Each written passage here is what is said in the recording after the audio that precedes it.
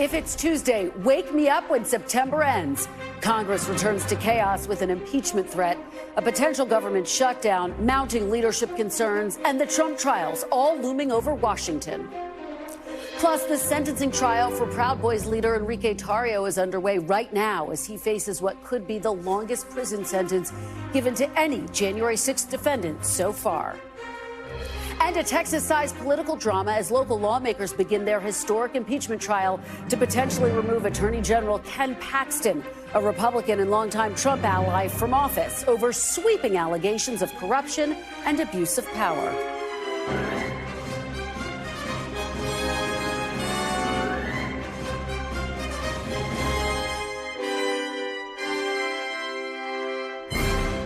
Welcome to Meet the Press Now. I'm Kristen Welker in Washington.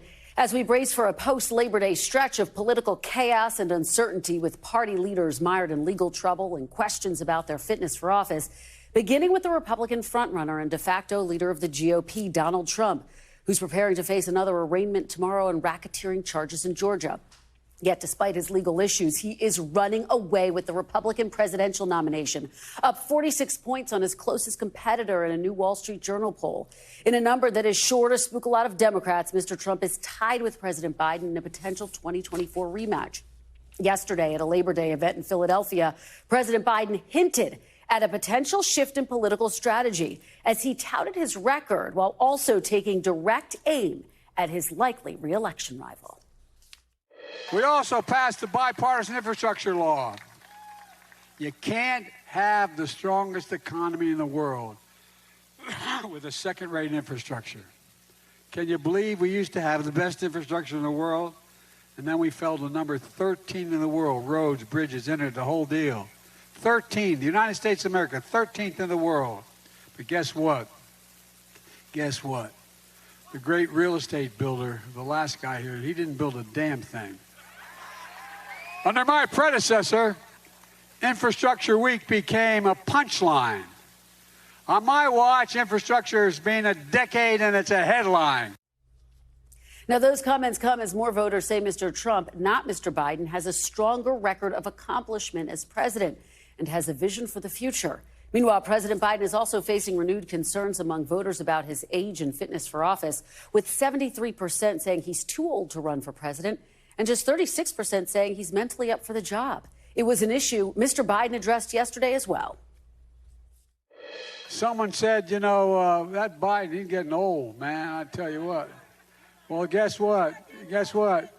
The only thing that comes with age is a little bit of wisdom. I've been doing this longer than anybody, and guess what? I'm going to continue to do it with your help.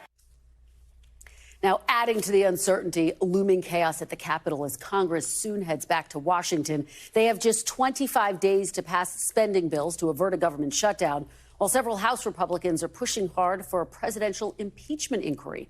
We're also watching for the return of Senate Minority Leader Mitch McConnell, who's facing serious questions about his ability to serve after freezing in front of cameras last week for the second time this year. And he just spoke on the Senate floor for the first time since that episode. Us to be effective here in Washington. Now, one particular moment of my time back home has received its fair share of attention. Apparently, we don't have that video. We'll come back to that in just a little bit. But our NBC team is here to help make sense of the mess. Monica Alba is outside the White House. Sahil Kapoor has the latest from Capitol Hill. And Garrett Haake is following the former president. Monica, let me start with you. We laid out all of that polling. Any panic at the White House today? Well, look, this is a White House that has consistently seen polls that are not good for them and has simply tried to dismiss them as saying we're very far away from the election and we're not focused on what's going on with some of the punditry or what's happening with some of the experts here, and that they claim they are very focused on what they're trying to do day in and day out in this administration and the work of the president. And they point to all these things when it comes to implementation of legislation that he was able to sign into law last year, things like that. But certainly when you look at this polling, and certainly when you look at many voters who continue to say that age is a top concern for them when they look to President Biden, we know that over the last couple of months, he's taken this strategy of really trying to lean into age a little bit more. For a while there, he was trying not to talk about that, and instead now he uses humor to deflect it a little bit, and he always does pivot back to this point that he likes to make, that he says with these decades of experience that add up to his 80-year-old age comes a lot of wisdom and a lot that he can bring to the job. And certainly you're going to see the White House try to continue to make that contrast with his likely opponent, with the current Republican frontrunner, Donald Trump, even though they're not going to go and talk about the Justice Department investigations or the special counsel probe. Certainly they're going to keep a wall up with that, but they are going to begin to make this contrast very clear when it comes to what this president thinks he can deliver for the American people versus what 4 years of Donald Trump, they're going to argue, gave to those while he was in office. So they are going to start to do that a little bit more effectively, we're told, by campaign and political advisors. And I think yesterday was a clear preview, Kristen. It certainly seemed like it, Monica. He was sharpening his tone, that's for sure. I want to bounce around a little bit, and Sahil, go to you. Obviously, Monica is talking about how the White House is processing these concerns about age, president's age and fitness for office. I want you to just pick up on where I left off in the introduction with Leader McConnell. What did he say? Because obviously there are now concerns about his health, his fitness for office after he froze for a second time. What did he say when he spoke on the Senate floor? Yeah, that's absolutely right, Kristen. Senator McConnell is trying to project the message that everything is fine and he is here back in the Senate for its return, that he is ready to get back to work. Now, Garrett and I both just moments ago watched him walk from his office to the Senate floor. It was a short walk. He acknowledged reporters but did not take any questions, which is fully standard for McConnell in those situations. McConnell gave his a fairly usual floor speech where he touched on a number of things. One line stood out to me where he says, quote, "One particular moment of my time back home has received its fair share of attention in the press over the past week, but I assure you August was a busy and productive month for me and my staff back in the Commonwealth." So he's saying, don't let that one moment you saw on video overshadow this. I'm back and I'm ready to do the work. The big question here, Kristen, is whether he still has the confidence of his Senate Republican members. His critics on the outside can say whatever they want. They can't force him to step down. Kentucky voters don't get a say in that seat until 2026 when it's back up for re-election. The people who matter here are the Senate Republican members who will decide whether or not he stays their leader. Publicly, none of them have come out and pulled their support for him over health concerns, even though he kind of bookended this August recess with two of these freeze-up moments, one in late July, one in late August. We'll hear later today and throughout this week how they feel about it. Yeah, we certainly will. Garrett, let me just ping-pong over to you, because what are your sources telling you? How much concern is there amongst rank-and-file Republicans about Leader McConnell's health? Well, interestingly, as much of what I hear from Republicans, I also hear from Democrats concerned about McConnell, who's expected to be a key player in the events of the next month. He's one of the most Ukraine funding Republicans in the Senate. He's spoken at great length and in many occasions in favor of providing additional resources to that country in its war against Russia. And just now on the Senate floor, even, he talked about the need to pass the appropriations bills to fund the government on a bipartisan basis through regular order, as has been done through the Senate. At this moment, McConnell is functionally serving as an ally of some of the key Democratic priorities in the funding fights that we're about to have over the next month. So his ability to be a strong voice on the Republican side to Republican voters and amongst Republican senators at this juncture is going to be critical to basically anything getting across the finish line and us not slipping into a shutdown or some protracted battle about how to keep the government open and which policies that, kind of a big chunk of the non-MAGA electorate, the non-MAGA lawmakers in both parties on Capitol Hill want to see done. McConnell's critical to getting any of that across the finish line. Yeah, he certainly is. That's for sure. Monica, let me go back to you. We are going to delve into those spending battles in just a moment. But the other big headline there at the White House is obviously the First Lady testing positive for COVID. Yesterday, from the podium today, Press Secretary Karine Jean-Pierre said the president would mask when he was in close proximity to others. He's still testing negative. What do we know about how she's doing and any potential disruptions to the president's plans to attend the G20 summit? That's the big question, Kristen. We do know the First Lady continues to experience some mild symptoms. She's going to continue to isolate in Delaware for the remainder of the week. The president did test negative last night. He tested negative again today. He was in the East Room for that Medal of Honor ceremony. He wore a mask on the way in, and then, of course, he presented the recipient, and then he left actually quite quickly after that so that he wasn't there for the entirety of the ceremony, perhaps again to try to make sure that because he was a close contact and his exposure to the First Lady, that he isn't lingering with people indoors for too long. And they have said he will continue to wear a mask indoors, and that when he's at a distance from people, he'll take it off, and he'll continue to be regularly tested.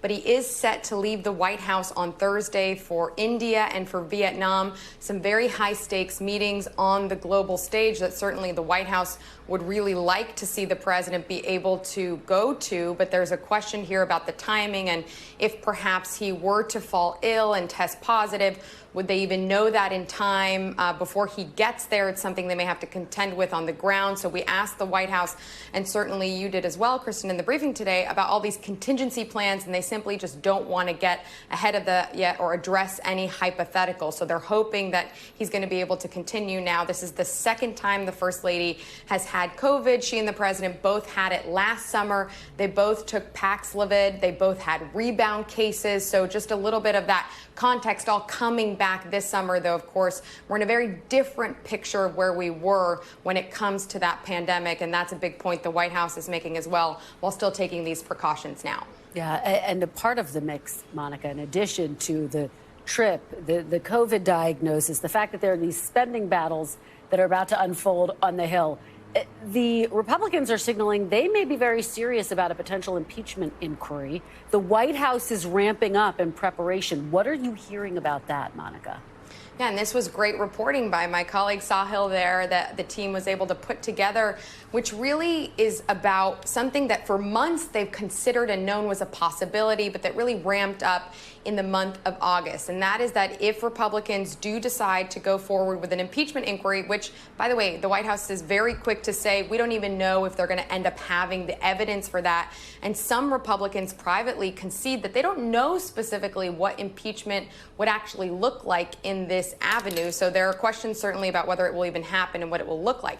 But if it does come to pass, there are about 24 staffers, lawyers, and aides who are working out of the White House counsel's office who are ready to fact check and respond to all of this. And they've been going through to try to prepare for this potential situation in the fall. And they do know, and there's a real appreciation, that a possible impeachment inquiry could collide with a possible government shutdown. So they're just trying to see this collision course and try to get ahead of it for now. But again, they're not even sure it will definitely happen, because they say they would like to see more evidence for what they would bring that to the floor on. Kristen. Well, that sets us up perfectly for Sahil. Sahil, what does your reporting tell you about how likely these two scenarios are, this potential impeachment inquiry and then, of course, also this potential government shutdown? Both sides seem very far apart. I've been watching your reporting throughout the day. We're not dealing with one issue. We're dealing with several issues here. That's absolutely right, Kristen. This is going to be a chaotic and deeply uncertain month, the way things are going to unfold over the next few weeks. Yes, there is a possibility of that collision course on September 30th, when the government funding deadline comes up. Sometime over the next few weeks, Kevin McCarthy, the Speaker, is going to get asked about whether he does, in fact, want to move forward with an impeachment inquiry. He has suggested that is all but inevitable. But importantly, McCarthy has also said he will hold a vote. He told the conservative website Breitbart that he's not going to unilaterally move to open that impeachment inquiry. And it's not clear he has the support of 218 members of the House. He doesn't have a whole lot of votes to lose. And then on government funding, I've covered a number of these government funding fights. I've covered every shutdown over the last decade. And usually it's one thing, Kristen, one fight that leads to the shutdown. This time there's so many different fights. It's hard to know how they all get resolved in time. And these fights are being driven once again by the Freedom Caucus. They want to cut spending levels below what was agreed to in a recent two-year budget deal. They want to attach conservative policy provisions on things like immigration that have no real chance of getting through the Democratic-led Senate, much less signed by President Biden. There is a push to defund prosecutors, federal and state, who have secured indictments into former President Trump. And Marjorie Taylor Greene is explicitly connecting the two things by saying she's not going to vote to fund the government unless the House votes to open an impeachment inquiry. So how all of that gets resolved, far from clear. Speaker McCarthy's got a very difficult task ahead of him over the coming weeks. He certainly does, and you'll be covering every twist and turn. We know that. So will Garrett Haake. But Garrett, let me ask you about someone who's watching all of this unfold closely, which is former President Trump. He's also, of course, watching the legal battles unfold. His former chief of staff pleaded not guilty ahead of tomorrow's arraignment. What can you tell us? Yeah, Kristen, Mark Meadows became one of the last of the 19 co-defendants in the Georgia case to file a waiver saying they will not show up for arraignment tomorrow, but they want to basically turn their homework in remotely and plead not guilty. Now, all of those co-defendants have done so. So a marathon, what had been scheduled to be a marathon day of arraignments tomorrow in Fulton County, appears to be focused more on one new hearing that's going to pop up about a couple of these co-defendants, Kenneth Chesebro and Sidney Powell, both attorneys associated with the Trump campaign, trying to separate their cases from Mr. Trump and the rest of the co-defendants because they want to move quickly while Mr. Trump and the others want to move slowly. I think we should get used to this posture here where we're going to see flurry of paperwork, significant amounts of hearings and additional filings as all of these defendants move to best position themselves ahead of a trial there that will start eventually, Kristen, and will be on camera eventually. But the process of getting there, I think, could be quite time consuming. So buckle up and be ready to try to stay on top of all of those details. We are buckled up. Garrett, let me give you the final word here. I mean, to what extent is the former president, who's clearly emboldened politically by these indictments, how much is he putting his thumb on the scale of what happens on the Hill when you're talking about the impeachment inquiry, something that he has said that McCarthy should move forward with, and when you're talking about this government shutdown? Yeah, look, in terms of spending, the former president is not especially interested in the finer details of government spending. He wasn't all that interested in it when he was the current president of the United States. That's just not how he operates. But he is interested in the impeachments, plural, both the idea that House Republicans continue to investigate Joe Biden, particularly as relates to Ukraine, which you'll remember, of course, is what he got impeached for the first time, essentially pushing for investigations in that case by Ukraine of then candidate Joe Biden, which led to the first impeachment. And the second thing he's interested in is getting his own impeachments expunged. Remember, we talked a good deal about that before the House and Senate left on recess as something that some of his allies on the Hill were very interested in, that he was very interested in, and that Kevin McCarthy seemed to be interested in. Some of the air has come out of that balloon in recent weeks, but I wouldn't be surprised to see it inflate again now that lawmakers are back in town. All right. Well, we have a lot to watch in the coming weeks. Thank you all for starting us off. Monica, Sahil, and Garrett, appreciate it. And coming up, extremism in America will have the latest fallout as the former leader of the Proud Boys is sentenced for his role in the January 6th insurrection. But first, we're digging deeper into the state of the 2024 race amid new polling that is ringing alarm bells for both parties. The panel's next. You're watching Meet the Press now.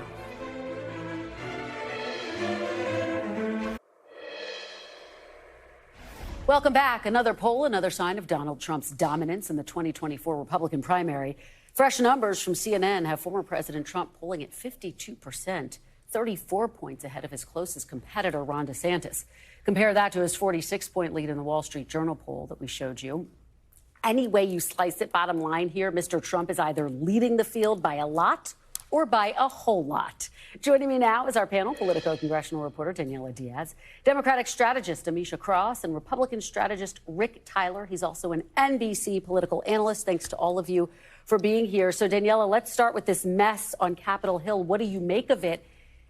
Does it get resolved, or is the government going to shut down, and are we going to see an impeachment inquiry? It just depends who has the power right now, right? The Senate seems to be very united. McConnell and Schumer, we just heard from them, moments ago, saying they want to move forward to prevent a government shutdown. So really the player here that we're going to have all eyes on is next week, House Speaker Kevin McCarthy and how he's going to deal with the different factions of his party, who some want cuts to federal spending, some are okay with moving forward with a stopgap bill so that they can fund the government to pass these appropriations bills, prevent a shutdown. And, he really wants to stay speaker. And these conservatives continue to threaten, specifically Chip Roy. He had a Twitter X thread last night continuing to say he wants to cut spending. So we're going to have to keep an eye on how this all plays out, because McCarthy is walking a very fine line here to please all factions of his party. But, they're not back yet this week. It's the Senate back. So that's who we're hearing from today. Yeah, right. Kevin, Daniela makes the point that Speaker McCarthy is yet again in the spotlight. His speakership is yet again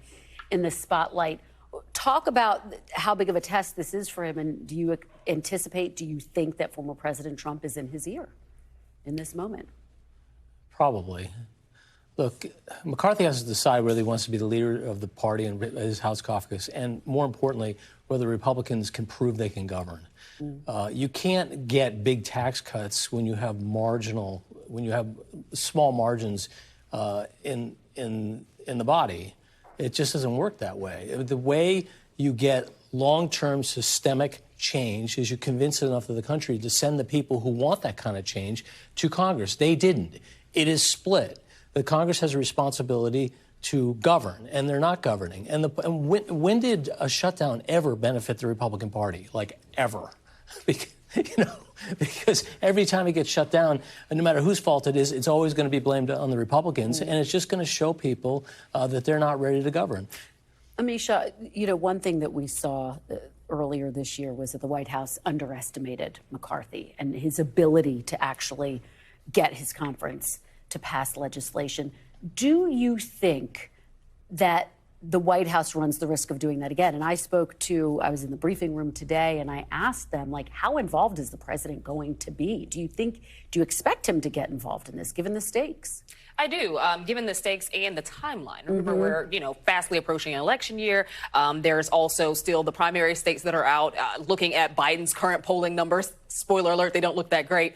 At this point, I think that he is going to get involved. A little bit more of a light hand. I don't think he's going to go and do a press circuit around it, but I do think that he's going to get involved because he quite frankly has to. The stakes are too high for the American public. We know that the interest rates are unattainable for many people. We know that there is going to be another housing crisis in tandem with student loan debt repayment. We know that there are a lot of people who literally can't keep their heads above water. They cannot afford to have a crisis of this. And acknowledging that, to a point you made earlier, there's no win here for Republicans to actually, push forward with a stall of that sort. But the American public will be the ones who are hurt the most. And that blame game is something this White House doesn't want. And quite frankly, I don't think it's something McCarthy wants either. Daniela, what do you make of that?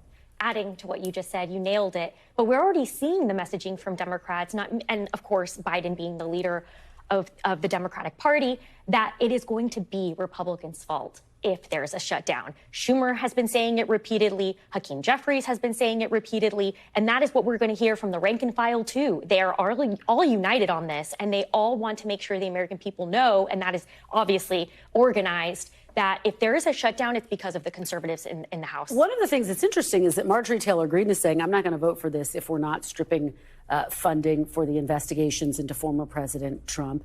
I'm not going to support Ukraine funding. I mean, Rick, obviously a lot of this is aimed at energizing the base. I hope not, but unfortunately it does seem that way. Yeah. Look, I don't like the politics of impeachment without evidence. If there's evidence, then let's look at an investigation. But we don't investigate because we think there might be evidence, and there's been an ongoing investigation, and there is no evidence. Similarly, I don't like the politics of the 14th Amendment. I think those things are very dangerous. 14th Amendment is a way essentially to keep former President Trump from getting on the ballot in certain states. Because he was proven to be part of an insurrection. Well, Jack Smith didn't feel that way because he didn't charge him with anything related to an insurrection. They didn't do that in Georgia either. He's been charged with conspiracy. Those things are going to go nowhere. And I think in both cases, they will just strengthen each of the candidates. So, Amisha, it's such an interesting point because we saw when former President Trump was impeached twice, there's a political upside to that. And the White House is basically banking on, look, if this does happen, which, as you heard Monica say in her reporting at the top of the show, they're not convinced it's going to happen. But if it happens, they're going to be prepared, and they're going to be prepared to try to spin it around. And as Rick says, the politics are very tricky. Absolutely. Well, the thing about impeachment is typically, and we've seen this with, we saw it with Clinton as well, when impeachment happens, the likelihood of the approval rating going down tremendously for the leader is actually very minimal. We would like to think that these things are really driving the American public. Quite frankly, they don't, not to the manner at which I think those who present them actually believe that they do. And at best, it could actually be a boost. And I think that that's one of the things that is feared here. Yeah, it was a boost for Clinton, as well as former President Trump, Daniela. That's true. I do want to add to what you said earlier about McCarthy. McCarthy knows that it's very tricky. He has not yet endorsed Trump. Let's remember that. He also wants to pass a continuing resolution. Yes, he wants to pass a CR. He doesn't want to shut down. He understands what that means politically for his party. He is really struggling right now. And of course, impeachment would start in the House, right? And it would have to be, and McCarthy has already said that if there is a sort of an impeachment effort, it will start in the House and it will be a vote. That is how it started with Democrats, and McCarthy has already said that that's what he plans to do as well. And that's where we don't know. Will it go forward? That we'll wait and see. How much pressure do you think he's under from Republicans to go forward with this in this conference? Immense pressure, Kristen. He wants to be speaker. That's all he's wanted. He has it right now. He's had it longer than even some people predicted, even after the debt limit fight. And it's important to note that he's struggling again with the conservatives. He has Marjorie Taylor Greene behind him. That's not a concern. I'm talking more about, the House Freedom Caucus members. She's not part of it anymore. Let's remember those really conservative Republicans, most of them supporting Trump. Some of them are not, but still very, very conservative, who are threatening to oust him because of that motion to vacate. Only one member of Congress can vote to motion to vacate the speaker, and he knows that he's dealing with that. So he could obviously continue down this path where he pleases all the factions of his party, and he's done that before. It's just a matter of how is he going to do that this time. Let's talk about another leader, President Biden, Amisha, who had this very sharp shift in tone yesterday when he was in Philadelphia speaking to union members, talking about the former guy, as he said, quote unquote, who had this office. He took some of his sharpest attacks against former President Trump, frankly, that we've heard from President Biden in quite some time. Absolutely. And quite frankly, I'm excited about it. I've been waiting for the fighting side of President Joe Biden to come out for a while now. This isn't an election cycle where you can have someone who only talks about the wins or the legislative wins or the policy wins that have been made by the Democratic Party. He is going to have to get in the wrestling match with former President Trump. The impeachments didn't matter. The 90-plus felony charges didn't matter. The mugshot didn't matter. He's going to have to call Trump out for who he is, for what he is, and set that contrast. And I think that he's finally reached the point in recognizing that these other things aren't necessarily working, so it's time to make that happen. And Rick, he doesn't want to get into the legal battles that the former president is facing for a range of different reasons. Yeah. But as Amisha points out, his messaging on the economy hasn't been breaking through. And here you have polls showing the two are tied. He's tied with former President Trump. Yeah, which is really kind of scary. What President Biden, I think, is trying to do is what the Republican Party or the other candidates, save for Chris Christie, who's not going to be the nominee in all likelihood, and Asa Hutchinson similarly, is actually run against Donald Trump. And you can do that by pointing out his horrible record as president. Even from a conservative Republican perspective, he has a horrible record as president. What's ironic about the Republican Party is they don't want to take on Donald Trump, but they ought to soon realize that if Donald Trump is the nominee, I believe they will get wiped out up and down the ticket in November. And maybe that's the best thing, because this party needs to be wiped out to be reformed. Because this is not a winning. Trump is not their winning ticket, and is not a strategy for a governing majority. All right, well, we will leave it there. Thank you. Great conversation, Daniela, Amisha, and Rick. Appreciate it. After the break, a political drama deep in the heart of Texas. We're live at the Capitol in Austin, where the impeachment trial of the state's attorney general is now underway as he faces sweeping charges tied to allegations of corruption and abuse of office. You're watching Meet the Press now.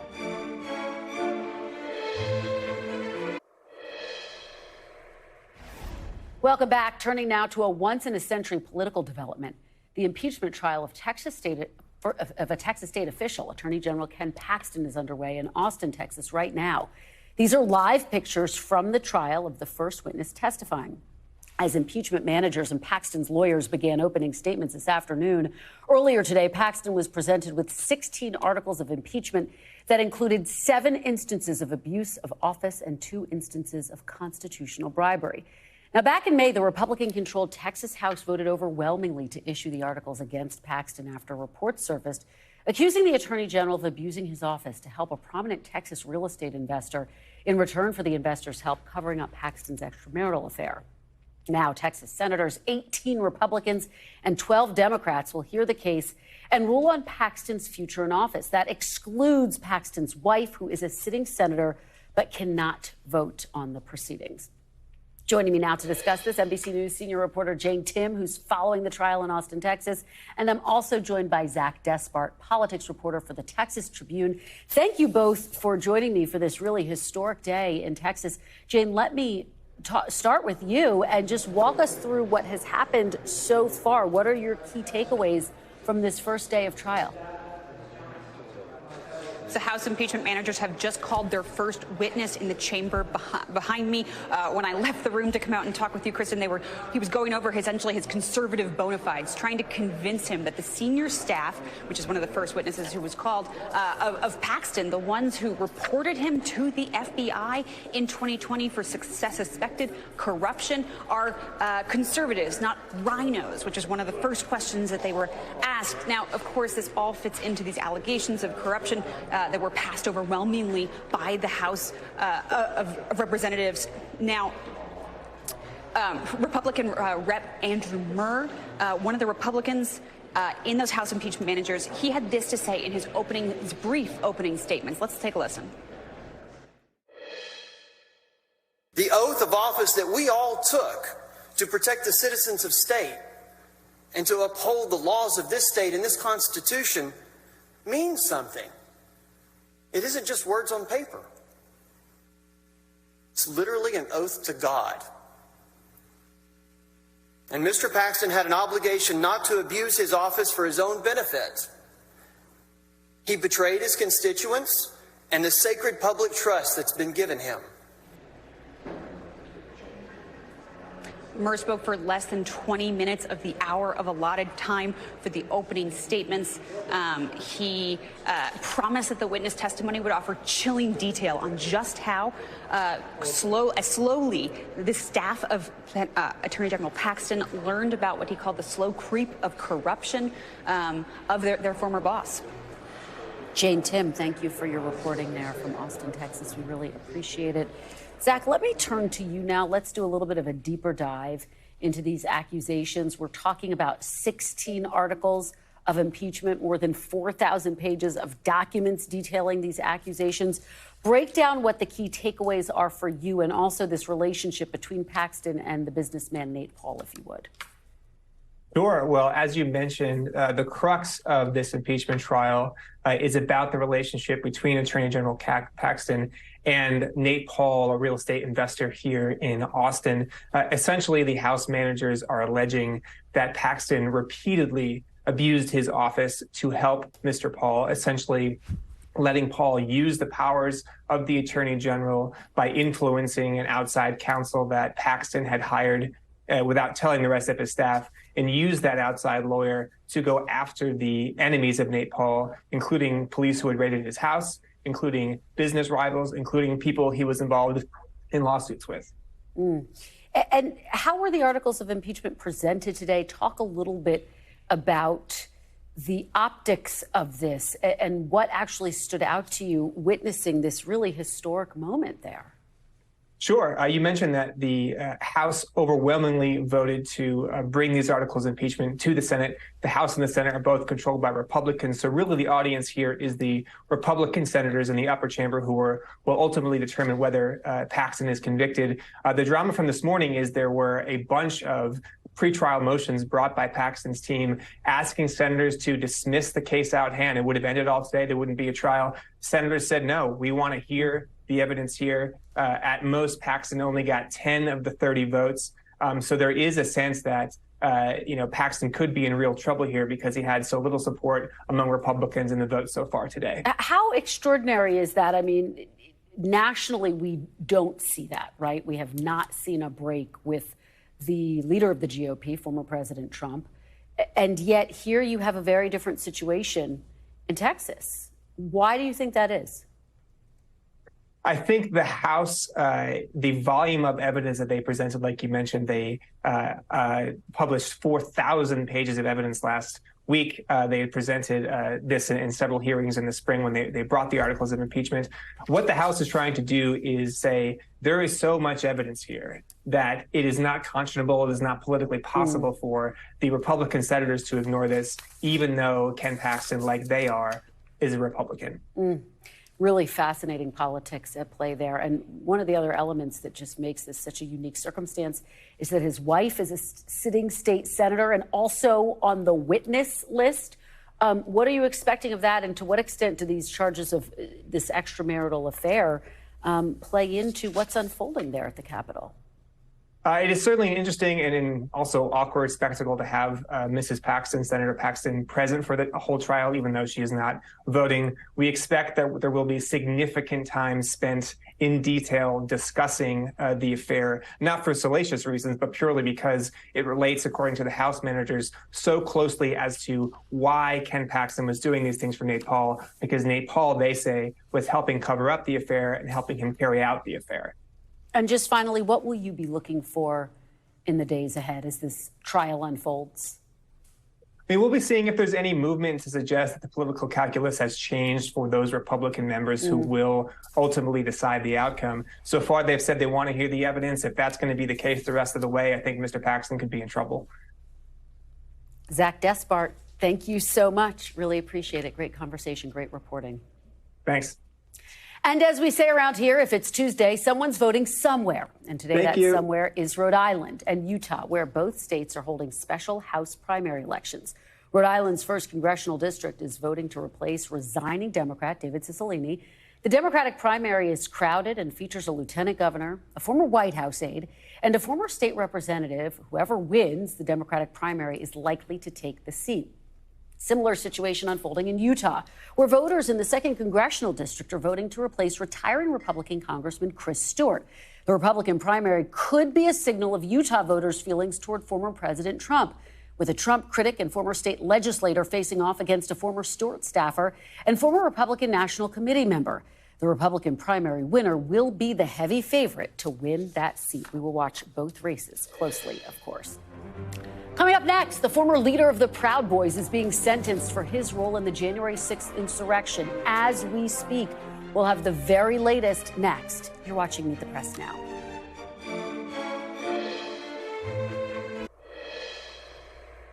Welcome back. As we speak, a federal judge is sentencing the former chair of the Proud Boys for his role in January 6th. Enrique Tarrio is one of 4 Proud Boys convicted of seditious conspiracy in connection with the attack on the Capitol. Tarrio wasn't actually at the Capitol on the 6th because he'd been arrested days earlier for actions at a pro-Trump rally in Washington. But prosecutors say he still helped orchestrate the attack, describing him as a general, not a soldier. 4 of Tarrio's fellow Proud Boys were sentenced last week. Each of them received at least 10 years in prison. Joining me now to discuss this, NBC News Justice and Intelligence correspondent Ken Delanian. And with me is Cynthia Miller-Idris, professor at American University and director of its Polarization and Extremism Research and Innovation Lab. She's also author of Hate in the Homeland, the New Global Far Right. Thanks to both of you for being here in person. We appreciate it. Ken, let me start with you. Bring us up to speed with the latest that's happening in court and the significance of the fact that Tarrio wasn't there on January 6th. That's right. So according to our producer who's in the courthouse, Tarrio has just approached the bench to give a statement, a final appeal before the judge hands down the sentence. Before that, some family members of his talked. But the big picture here is that prosecutors are seeking an extraordinary sentence, 33 years in prison, longer than a lot of people who are convicted of murder get in this country.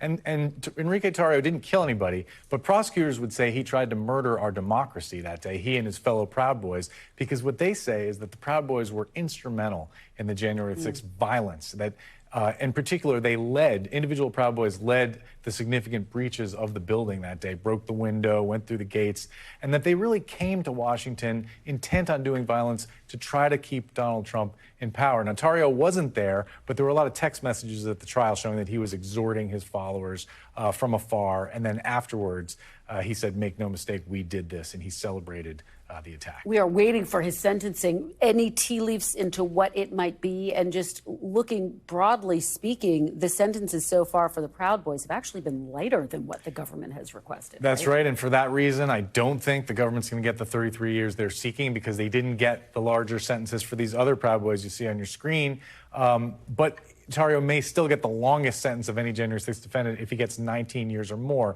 The guidelines, federal sentencing guidelines, call for between 27 and 34. So the judge is significantly departing downward for all these defendants. And it's interesting to wonder whether the Justice Department may appeal that ultimately. What do you make of those lighter sentences? Well, I think even those lighter sentences are still a pretty big deal. I mean, these guys are losing their livelihoods for a couple of decades almost in some cases. I mean, one of them says what he really wants is to be on his kid's PTA. Well, you've lost that shot. You know, you're losing your chance to be a parent, an active, engaged parent. And I think what we're seeing here is even if those sentences aren't rising to the federal, what they could have been, what the prosecutors wanted, this is a strong signal that these are serious charges. These guys are traitors. They're going in the history books in ways that their families are going to be ashamed of forever. And these are serious and rare charges that they have been found guilty of. And just zooming out a little bit, what is the current state of these types of groups, the Proud Boys, the Oath Keepers? Have they been weakened in the wake of January 6th and these subsequent trials that we're watching unfold? Well, we have seen some groups get weakened, and I think it's worth noting that there has been some unraveling in the organized unlawful militia movements and the organized far-right white supremacist movements as well. But the Proud Boys have not really weakened that much. They've just pivoted. They're opportunistic. They've moved to kind of protests at violent protests or protests that carry kind of a whiff of violence at drag story hours, at anti-transgender activism. They're trying to generate mainstream support from other things that they think are of interest to conservative mainstream voters. What, based on all of your work, do you think that trying to combat these groups in the Justice Department is the way to, and through these charges, is the most effective way to weaken them, or does there need to be a whole of government, whole of society approach, quite frankly? Well, these groups, first of all, I think it's really important to remember the Proud Boys are a terrorist entity in Canada, in New Zealand, in some of our closest allies. They're really dangerous groups. But groups themselves, individuals who are members of groups, are still the minority of defendants charged with crimes at the Capitol and of political violence and hate-fueled violence in our country more generally. So we have a bigger problem of unaffiliated violent actors, and that has to be combated with prevention that's much more upstream. And just to put a fine point on it, I mean, we are seeing extremism and violence connected to it increase on the rise. Absolutely. We have record-breaking anti-Semitism. We have spikes in hate crimes in every category right now. We have over a dozen people arrested recently for threats against election officials. We have political violence heating up, and we're not even at the one-year mark before the election. So what we really need is, in these cases in particular, these people are motivated by disinformation, by misinformation, by belief in conspiracies. We need media literacy, digital literacy, things that can also, in a whole of government way, teach people to reject this propaganda. Ken, pick up on that point, because I think the Professor Idris Miller picks up on one of the significant things, which is that we're approaching another election. That's right. How concerned is the Justice Department about this type of violence as we approach yet another election? And is it all systems go in terms of trying to combat it and get ahead of it? Extremely concerned, and not just the Justice Department, all agencies of government, the White House, they're having meetings about this because, as Cynthia said, threats to public officials, to election officials have really skyrocketed. And while this these prosecutions of these Capitol rioters may have sent a deterrent message for that kind of violence, we're still seeing, as you said, the lone wolf problem all across the country, and the FBI and other agencies are on alert to try to stop it. And finally, Ken, the Justice Department is appealing some of the Oath Keeper sentences. Where do you see that going? How's that going to unfold? So it's a rare thing, right? They filed a notice of appeal. They haven't actually appealed yet. They need the Solicitor General's permission to even do that. But they may argue that these sentences just were too light, according to the guidelines, and they may do the same thing in these Oath Keeper sentences, Proud Boy sentences, because they're just so intent that this was a different kind of crime. It threatened American democracy. It could have sent things in really dangerous directions the day after January 6th. Cynthia, let me give you the final point here. How do you think we as a country turn the temperature down on this? Well, I think, first of all, we all need to remember what some of the values are of an inclusive democracy. And groups like this are anti-democratic, but they're also targeting minorities across the country in a lot of ways. I mean, so people feel terrorized. And I think leaning into some of our shared values and remembering what we stand for as a country is really important. And helping people recognize and reject the kind of propaganda that steers them away from that is critical. And also the education that you're involved in helping people to have. Thank you so much to both of you. Ken and Cynthia, appreciate it. Great conversation, important conversation. And still to come on the world stage, President Biden prepares to meet with G20 leaders overseas as President Putin prepares to meet with North Korea's Kim Jong-un to broker a weapons deal. We'll have the very latest next. You're watching Meet the Press now.